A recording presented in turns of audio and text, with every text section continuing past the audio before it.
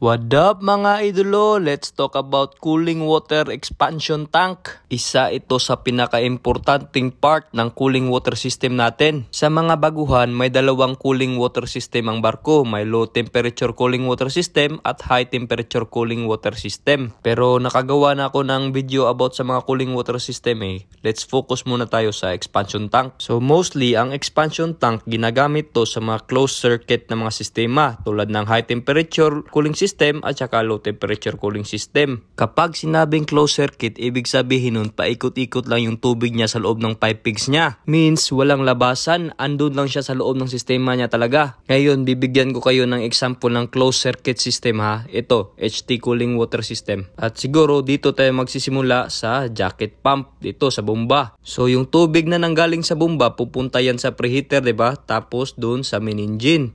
Pagtapos sa main engine, pupunta na yan sa press water generator or di kaya iba-bypass niya.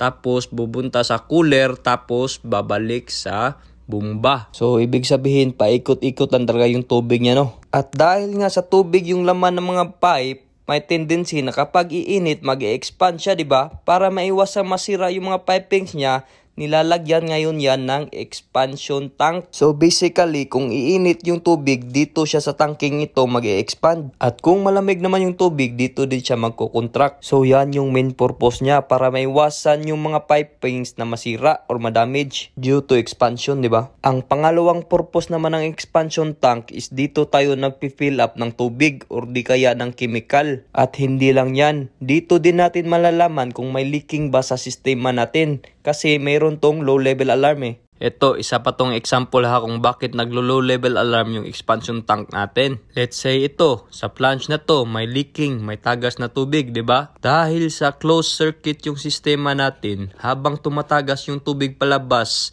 yung expansion tank naman, bumababa yung tubig dun hanggang sa aabutin niya yung low level alarm. Ang pangatlong purpose ng expansion tank is to automatically vent the system in case there's an air in the pipeline. Kasi nga, makikita nyo yung mga expansion tank sa upper part ng engine room. It means nasa taas siya ng mga makinaryang sinusuplayan niya. Kaya kung may bubbles man o hangin yung mga pipeline nyo, aakyat yan dun sa expansion tank para ma-vent. At lastly, kung nag-fill up man kayo ng expansion tank, wag na wag nyong iiwan hanggat hindi natatapos ang pag-filling. Meron ngang low level alarm pero wala yang high level alarm. Kasi disgrasya talaga pag nag-overflow yan. Okay pa siguro kung hindi barado yung drain papuntang bilge well nyo. Pero pag sa oras na barado yan, talagang uulan sa loob ng engine room. At may tendency na mababasa yung mga electrical part. Kaya ingat talaga.